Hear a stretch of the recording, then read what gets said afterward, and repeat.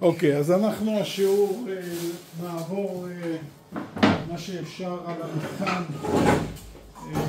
האמת שהיה לכם שעשיתם אותו. אני כבר שמתי אותו באתר, אז תמיד תוכלו לראות את הדברים כאן, מבחני האמת כיתה ח' לפי שנים, וגם הצמדתי לו את הפתרון. אז אתם רואים 2025, זה המבחן, ויש לכם גם את הפתרון לידו. בסדר? אז בואו נעבור על השאלה ובואו נראה מה קורה. אוקיי, מטאוריד הוא גוף סלעי הנע בחלל. זה מידע שמספקים לכם, לא להפסיק עם כל הזה, להסתכל, בסדר? כאשר מטאוריד חודר לאטמוספירת כדור הארץ, הוא נע במהירות גבוהה מאוד. החיכוך בין המטאוריד ובין האטמוספירה גורם לחימום האוויר וחימום המטאוריד, עד שהוא מתחיל לבור ולהתאדות. זאת אומרת, יש כוח חיכוך חזק מאוד, עד שהוא מתחיל לבור ולהתאדות. בעירת המטאוריד יוצרת פס אור הנראה לאורך מסלולו באטמוספירה. פס אור זה מכונה מטאור או כוכב נופל. חלק המטאוריד ששורד את מעברו באטמוספירה ומגיע לקרקע נקרא מטאוריט. עכשיו, זה מידע שסיפקו, בסדר? כאשר מטאוריד מתקרב לכדור הארץ ולאטמוספירה שלו, מהירותו גדלה. זה נתון שנותנים לכם. עכשיו מבקשים הסבר. מהו ההסבר לכך? ג' כוח כבידה של כדור הארץ מופעל על המטאוריד. נכון. זאת אומרת, אם נתון שהמהירות שלו גדלה, זה אומר שמופעל עליו כוח. נכון? חוק שני של ניוטון אומר, אם גוף משנה את המהירות, חייב להיות מופעל עליו כוח, וזה מה שגורם לו לתאוצה שלו. והכוח הכבידה זה מה שקורה. כוח הכבידה, אנחנו יודעים שמפעיל כוח. מה הגודל של כוח הכבידה? M כפול G, נכון? הכוח, שאלתי, לא מה הגרביטציה. M כפול G, הכוח F שווה ל-M כפול A. ניוטון אומר, חוק שני של ניוטון אומר, כוח שווה למסה כפול התאוצה. אז במקרה שלנו, בגלל שזה כוח הכובד והתאוצה היחידה זה התאוצה הגרביטציונית G, שהיא שווה ל-10 מטר לשנייה בריבוע, אז אנחנו עושים במקום M כפול A, אנחנו עושים M כפול G. ספציפית זאת התאוצה של כדור הארץ. זה כוח המשיכה כאילו. כן, אז זה הכוח המשיכה. אז ג' זה התשובה. זה דווקא לא היה מסובך, נכון? לא, כן. יפה. בתמונה שלפניכם מוצג מטאור, שהוא כאמור פס אור הנוצר כאשר מטאוריד חודר לאטמוספירת כדור הארץ נשרף. פס אור זה מייצג את המסלול התנועה של המטאוריד באטמוספירה. זה הפס אור, נכון? עכשיו, בחרו את התרשים המתאר בצורה נכונה את הכוחות המופעלים על המטאוריד ויקיפו את הספרה המתאימה. אז יש לנו פה כמה אפשרויות, 5 אפשרויות. בואו נתחיל בלפסול. אמרתי לכם, לפעמים יותר קל לפסול, ואז להגיע ולהתלבט עם מה שיכול להיות. זה לא 4 כי יש התנגדות אוויר, זה לא... נכון, יש התנגדות האוויר, אז זה לא 4. זה לא 5, כי הכיוונים הם לא ככה. וזה גם לא 1, כי זה לא הכיוונים, כי אנחנו רואים שהוא נע באלכסון כזה, שעכשיו מה האפשרויות שיכולות להיות? 2 או 3. אבל רואים כבר את הצד גם על הדרך. נכון, אז מה התשובה? 3. אז גם פה היה לכם קל. כן, את השאלה הזאת לא הבנתי. F1 כוח החיכוך, הכוח המופעל עבור כל חץ, רשמו מה שמו של הכוח ועל ידי מי הוא מופעל. אז F1, אתה בעצמך אמרת, F1 זה מה? איזה כוח? החיכוך. שמופעל על ידי האוויר. שמופעל על ידי האטמוספירה, על ידי נכון? יפה, ו-F2, כוח כבידה שמופעל על ידי כדור הארץ. זה היה כמו בשני.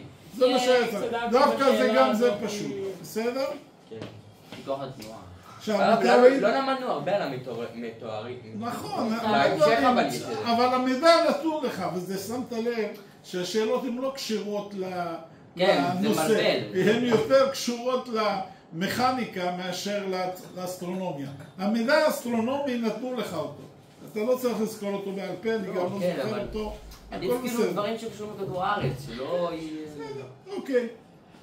איזה מתרשמי הכוחות מייצג את תנועתו של המדען בקרבת הירח עכשיו? רגע, שנייה, דילגתי פה. משהו מתעורר באלמסה במהירות התחלתית בחלל, זהות לאלו המתואר בשאלה 2, מתקרב לירח באותה זווית. התנאים הסביבתיים על הירח שונים מאלו שבכדור הארץ, אנחנו יודעים. בירח אין אטמוספירה, זה נתון שאומרים לכם, נתון אחד שאומרים לכם שבירח אין אטמוספירה, מה זה אומר? אין חיכוך, יפה מאוד, ועוצמת הכבידה היא פחות מאשר כדור הארץ, 1.6 ניוטון לקילוגרם במקום 10 ניוטון לקילוגרם. דרך אגב, G אפשר לתאר בשתי יחידות, או ביחידות של תאוצה, 10 מטר לשנייה בריבוע, ואפשר לתאר אותם גם ביחידות של ניוטון לקילוגרם. זה היינו, 10 ניוטון לקילוגרם. אז בירח זה 1.6 ניוטון לקילוגרם. עכשיו אומרים איזה מהתרשימים מתאר נכון בקרבת הירח. אז פה זה הכי פשוט, כי ברגע שאמרו לי שאין אטמוספירה, אין חיכוך, לכן יש רק השפעה של כוח המשיכה. ולכן זה 4, פה זה התשובה. נכון? כן. גם זה יחסית קל. אבל לא אמרו איפה זה נמצא, אמרו בקרבת הירח, זה יכול להיות על ה... מה אכפת? למה פה הכוח מתאר לך איפה הוא נמצא בדיוק? הכוח מתאר באופן עקרוני את הכוחות שפועלים, אין פה גדלים, אין פה גודל מדויק או זווית מדויקת או... אנחנו יודעים שכוח המשיכה תמיד זה יהיה למרכז המסה, במקרה הזה למרכז הירח. עשיתי אחד. אוקיי, האחד זה טעות, למה? כי באחד, מלא אם באחד היה כוח אחד ונגיד היה במקום אנכי אופקי, עוד אפשר לטעות. אבל פה יש לך שתי כוחות. ואנחנו אמרנו שלירח אין אטמוספירה, לכן הכוח החיכוך נופל. אז הכוח היחידי, פה דווקא יחסית יותר קל לזהות את התשובה. אוקיי, הסבירו את בחירתכם, זה מה שצריך לכתוב. מאחר ואין אטמוספירה, אין כוח חיכוך, לכן הכוח היחידי שמשפיע זה כוח הכבידה של הירח. נכון. עכשיו פה זה קצת שאלה זה. מחקירת המטאוריטים שפגעו בכדור הארץ נמצא כי מקורו של אחד מהם או הוא באסטרואיד שהגיע מחגורת האסטרואידים הנמצאת בין מסלולי מדים וצדק. הנה זאת הארץ, זה המדים וזה צדק. בין מדים לצדק יש פה חגורה, ראיתם? חגורת האסטרואידים. בסדר, אוקיי, מידע שנתנו לכם. זה לא שאלה עכשיו באסטרונומיה, השאלה היא במכניקה, בפיזיקה. התנועת האסטרואידים הם נעים, כתוב שהם נעים, בסדר? הם נעים בתנועה מעגלית, נכון? הטבעת הזאת. אבל לא מופעל עליהם שום כוח. אוקיי, רגע, שנייה. פה זה שאלה קצת קונצית ובואו נתרכז. בתנועת האסטרואידים, בחגורת האסטרואידים המוצגת ביורו 2 היא תנועה בהתמדה, תנועה במהירות משתנה, תנועה במהירות קבועה, תנועה בקו ישר. קודם כל בכולם זה תנועה, אז בכולם יש תנועה, זה נקש. עכשיו השאלה, בואו נפסול. האם זה תנועה בהתמדה? לא. למה לא? כי זה כאילו... מה התכונה של איך הגדרנו תנועה של בהתמדה? תנועה בקו ישר, יפה. תנועה בהתמדה אמרנו זו תנועה במהירות קבועה בקו ישר. עכשיו הקו הישר הזה, זה הקונץ פה. אם המהירות, ופה נתנו שהתנועה היא כאילו מעגלית קבועה, כאילו, אבל היא לא בקו ישר, היא מעגלית. עכשיו מה זה אומר? אתם זוכרים שמהירות זה גודל סקלרי ווקטורי. נכון. גודל סקלרי או וקטורי? וקטור. אמרנו כל גודל פיזיקלי שיש חשיבות גם לכיוון שלו, אז הוא וקטור. נכון? טמפרטורה הוא סקלר, כי אין משמעות לכיוון של הטמפרטורה. מהירות זה וקטור, יש משמעות לכיוון. נכון. גם לגודל וגם לגיוון. תאוצה אותו דבר. מסה, סקלר ווקטור, מסה. סקלר. כי אין משמעות. אני, המסה שלי 10 קילוגרם בכיוון, אין משמעות. המסה היא כמות החומר, אין משמעות לכיוון. נכון? אז רגע, אז המהירות היא וקטור, נכון? נכון. עכשיו, אם היא נעה בקו ישר, והמהירות קבועה, זה התמדה, הוא יתמיד במצבו לפי חוק השלישי של ניוטון, כל עוד לא מופעל עליו כוח. אם מופעל עליו כוח, אז הוא ישנה את המהירות או את מה? את הכיוון שלו. וזה פה הנקודה. אז זה 3? אז זה תנועה במהירות משתנה. זה תנועה במהירות משתנה, ועכשיו אני רוצה להסביר לכם. אוקיי, פה אני מבין ש... זה לא 3? לא, זה במהירות משתנה. למה? כי כל תנועה מעגלית, וזה פה מה שלא הוגן, לא היו צריכים לשאול שאלה כזאת לרמה שלכם, אבל אני מסביר את זה עכשיו. כל תנועה מעגלית היא תנועה במהירות משתנה. תגידו לי, אבל המהירות, הגודל של המהירות הוא קבוע, אני נע באותה מהירות. נכון. אבל הכיוון שלה כל הזמן משתנה. נכון? מה זה תנועה מעגלית? שכל הזמן הכיוון משתנה. כל הזמן הכיוון הוא רדיאלי למעגל. כל הזמן משתנה. אז בגלל שזה גודל וקטורי, וגודל וקטורי יש חשיבות גם לגודל וגם לכיוון, אז נכון שהגודל של המהירות הוא קבוע במקרה הזה, אבל הכיוון כל הזמן משתנה. אם הכיוון משתנה, אז זה כבר לא תנועה קבועה, אז זה תנועה משתנה, מהירות משתנה. נכון שהגודל של המהירות, עוד פעם, מה שקונצי בתנועה מעגלית, שהמהירות יכולה להיות, הגודל שלה יכול להיות קבוע, אבל בגלל שהכיוון שלה כל הזמן משתנה, אז היא מוגדרת כתנועה עם מהירות משתנה. זה 4, נכון? ולכן, לא, 3, תנועה במהירות, סליחה, 2, תנועה במהירות משתנה.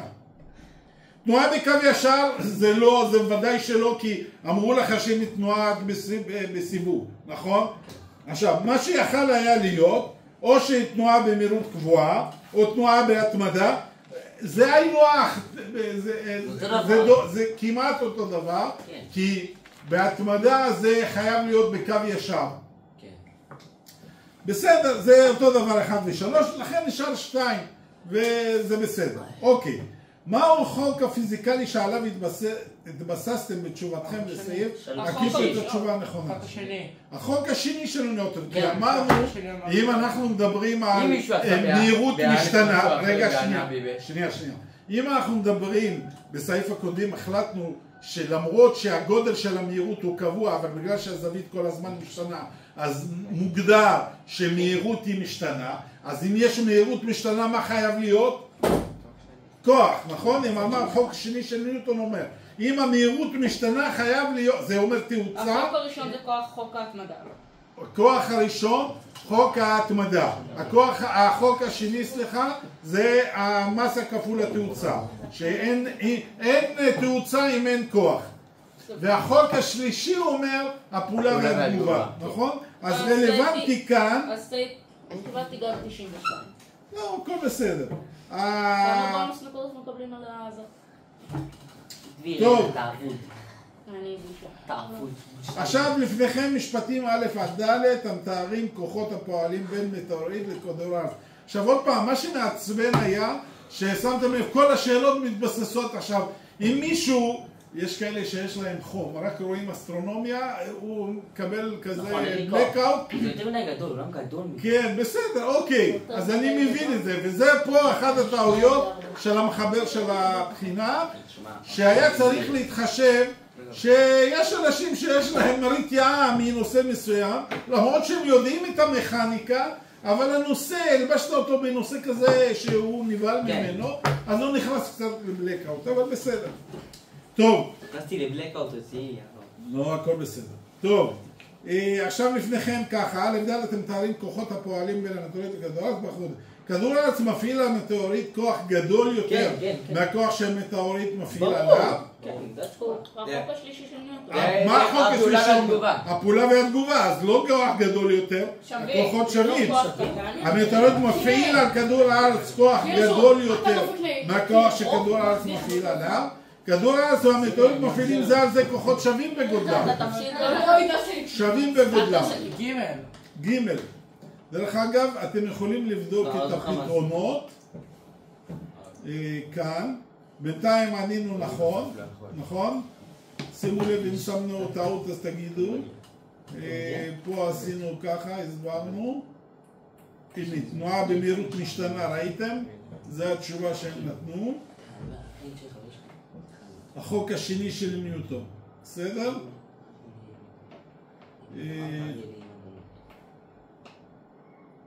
אוקיי, איפה הגענו? 5. מפעילים זה על זה כוחות שווים בגודלם. בכוחות שווים, בסדר? אוקיי.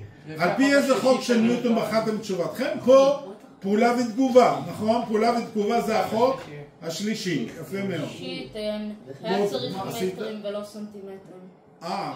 בסדר. נתחשב, בסדר? אוקיי. אבל תשימו לב תדייקו. מה זה קשה? אוקיי. אני לא יודע מה רוצים ממני פה. רגע, שנייה, בוא נראה. דרך אגב, זה תרגיל בדיוק דומה. נכון. נתתי בבחין במוחם. נכון, אבל קשור מה אכפת לך שבמקום מסה שמו איזשהו מטאוריט? מה אכפת לך? הבעיה היא הסרגל. למה יש סרגל? מה? הסרגל הוא כן, לא. הסרגל היה מובן גם. בסדר, זה עוד בעיה, בוא נגדיל ונראה. הסרגל לא היה ברור. לא הבנתי מה כתוב. הנה, תמיד צריך לראות קפיץ ללא מסה. הנה, הקפיץ ללא מסה, זה האפס שלי. הוא לא מתוח פה ולא מעוך, אז הוא נמצא על 50. בסדר? זה ביחידות סנטימטר. זה האפס שלי, אתם זוכרים? הדלטה X נמדדת מפה. עכשיו, שמו 5 ניוטון, זז ל-60. אז זה 10, דלטה X 10. סליחה, 10 מילימטר. הוא גדל 0.8. זה 5. סליחה, כן, אתה צודק, אני לא שמתי לב. זה באמת בעייתי קצת בנראות. הנה, זה 0.8 סנטימטר. אבל עשיתי 0.6. לא. כמה? עשיתי 0.6. 0.56. למה 0.56? שמתי לכם את הפס בכוונה שתמדו. אז זה היה קשה בדיוק לעשות על כן, מורה, לא ראו כלום.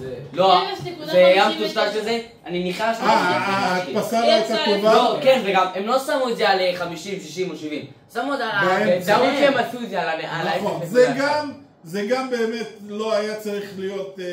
זה לא הוגן, כי אז זה באמת צריך לבדוק וכולי. תן מספר עגול, מה הבעיה? נכון. העיקר השיטה. אבל לא משנה, אמרתי לכם בסדר. כל המבחן הזה היה... אמרתי נכון, הקדמתי שהמבחן היה קצת לא סטנדרטי, נוסח לא הכי טוב, ואחד קשור בשני, זה גם לא היה נכון מבחינה פדגוגית לעשות מבחן כזה, וגם כאלה מספרים לא עגולים צריך להתחיל לדייק יותר מדי כאשר ההדפסה. אם היה לכם במחשב, אז זה לא בעיה, כי אפשר להגדיר ולראות. בהדפסה לא כל מדפסת תהיה איכותית. יכול להיות שנפלתם על הדפסה לא איכותית, ולכן נמרח לכם...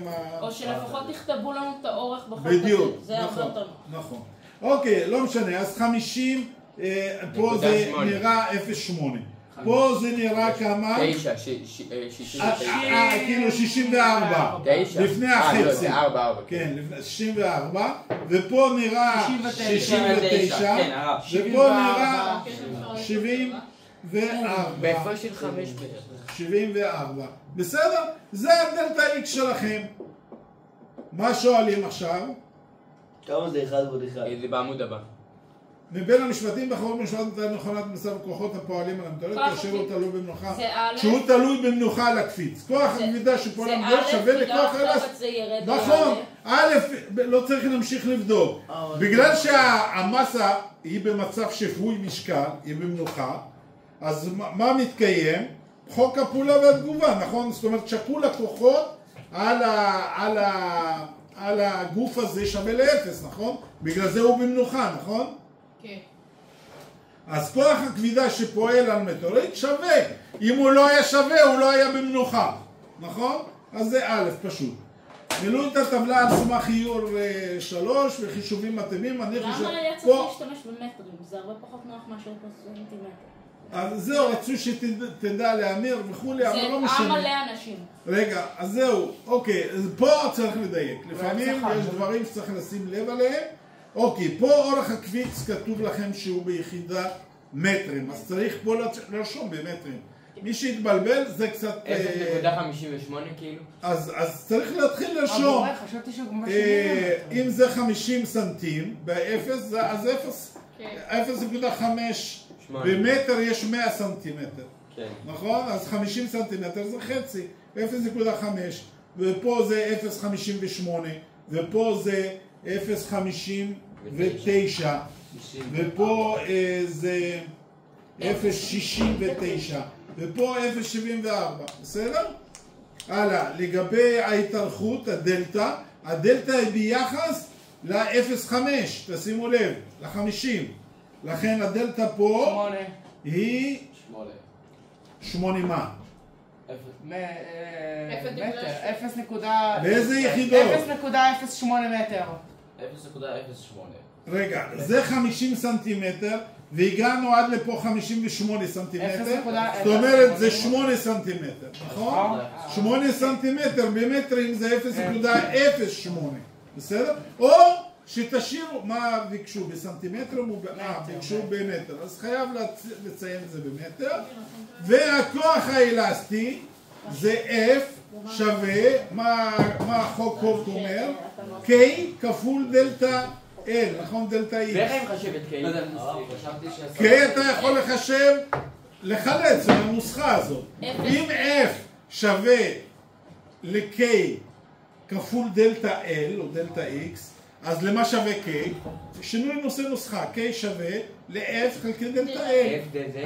חלקי דלטה X. F זה הכוח. הכוח של הקפיץ, כוח הוק. אם מגיעים לקבוע... כשאתה מושך את זה, אז הוא מתנגד בכיוון נגדי. כן, ואז זה כאילו עולה ויורד. אם מגיעים לקבוע קפיץ בסנטימטרים, האם זה מקבלים נקודות? כן, כן. אז מי שעשה את זה במקום במטרים בסנטימטרים יקבל נקודות. אבל לא איתם לא, אבל נקודות, אבל... זה תהיה 0.8. טוב, לא משנה, בוא, העיקר שאנחנו מבינים עכשיו, נכון? אז פה אתם מחשבים ובקלות אפשר להגיע לכוח האלסטי, פשוט זה המכפלה של זה כפול זה, נכון? באמת? באמת? כן, הכוח האלסטי זה המכפלה של דלטה L כפול בעיקרון היה כתוב את זה בסוף. הכוח האלסטי שווה פה לכוח שזה מפעיל של K כפול דלטה X. דלטה X זה הדלטה L שלנו, נכון? שזה ניוטון לסנטימטר כפול סנטימטר. רגע, שנייה. לא, שנייה, מה הם רצו פה? זה לא משקולות? לא, מה היינו צריכים לעשות? למלות את הטבלה, הכוח שווה למה אמרנו? ל-K כפול דלטה X, נכון? דלטה, כן. ו-K נתון לנו? לא צריך לחשב. לא, אבל כשמחשבים זה... אז צריך קודם לחשב. איך אני מחשב את K? 1 ועוד 1, 5. הנה, יש לכם את המשקולות פה, חברים. כן, פשוט לכתוב את זה משקולות, לא? כן, לשים... אוקיי. ה-F זה למעשה המשקולות, לא צריך אפילו לחשב. אני התבלבלתי, פשוט לא ראיתי את כל התמונה. אני ידעתי את זה. ה-F האלסטי שווה לכוח הכבידה. הרי יש פעולה ותגובה, נכון? והם שווים. אז מה שרשום לכם פה זה גם הכבידה וזה גם האלסטי, רק בכיוון מנוגד, נכון? אז אתם ממלאים את הטבלה בהתאם. עכשיו, יעזרו בטבלה וסרטטו גרף המתאר את הכוח האלסטי של הקפיץ כתלות בהתארכותו. צריך רק לדעת שכוח האלסטי זה למעשה הכוח הזה של המסה. הרב, אם לא הצלחת את 8, לא הצלחת את הטבלה שזה 20 נקודות. אוקיי, אז זה לעשות גרף זה שטויות. חשבו את קבוע הקפיץ פה, צריך לזכור שקבוע הקפיץ שווה לכוח לחלק לדלטה L. דלטה L, נכון? ואז זה יצא לך שזה 3/5, נכון? אני יכול לראות, לא חישבתי, בואו נראה מה יצא להם. הנה, קודם כל תסתכלו. זה התשובות כמו שאמרנו. באמת? כן, הנה 008, זה המשקולות שראינו. ובואו נראה לגבי יש, תודה. כמה... מה, איפה ראיתם? 0.6 ניוטון לסנטימטר. איפה התשובה? בוא תרד יותר למטה. זה הגרף. כן, 62.5 ניוטון למטר. מי שהציג את זה בסנטימטרים... יצא לי 0.6 יצא לי קרוב, הרב. ניוטון לסנטימטר. בסדר, אני אסתכל על זה. טוב. כי היו לי בעיה עם ה... כאילו זה יכול לסרגל, אז אם יש בעיה עם המדידה, אז בטוח יהיה בעיות עם החישובים, אז צריך לתת להם את זה. המדענים תלו על הקפיץ מטאוריט שמסתו 300 גרם. מה היה אורך הקפיץ במקרה זה? הציגו את החישובים. המדענים תלו על הקפיץ מטאוריט שמסתו 300 גרם. אז הוא מציב 3,000 ניוטון. 300 גרם, אנחנו צריכים להפוך אותם לקילוגרם. זה 0.3 קילו, נכון? כן, צודק. ואז להכפיל ב-10, שזה M כפול G זה 10, אז 0.3 כפול 10 זה 3, כן? אז... ו... זה אני לא יודע אם צודקת. פה יש לנו 5 ניוטון, כן? אז איך אנחנו מחשבים מה ההתארכות? יש לנו עכשיו את קבוע הקפיץ, נכון? ו-F שווה ל-K כפול X, נכון? אז עכשיו מה הנעלם שלי? זה הדלטה, נכון? מה ההתארכות? F שווה ל-K כפול דלטה X. הדלטה X עכשיו זה הנעלם, והיא שווה ל-F חלקי K, נכון? K ידוע, F חישבנו עכשיו, אז F חלקי K שיצא, מוצא לי את הדלטה X. בסדר? אוקיי. מה עוד? אבל זה הולך להתחבות עוד 30 שניות. אז זהו, אנחנו נסיים ברגע שהוא יתחבא. האם תשובתכם לסעיף ג' תשתנה אם המדידות יעשו על פני הירח? כן, בגלל שהגרביטציה... נכון, כי הגרביטציה שמה שונה, היא קטנה פי 6 מאשר כדור הארץ. אוקיי, יאללה, יש לנו פחות מ10 שניות. בסדר, זהו. מדענים מצאו, זו שאלה כבר אחרת. פה רק תזכרו, החוק אומר שהמכפלה כפול המרחק חייב להיות שווה למכפלה. F2 כפול D. זה היה קל, הרב. כיתה, המבחן הזה היה קשה. כן, המבחן הזה היה ממש קשה.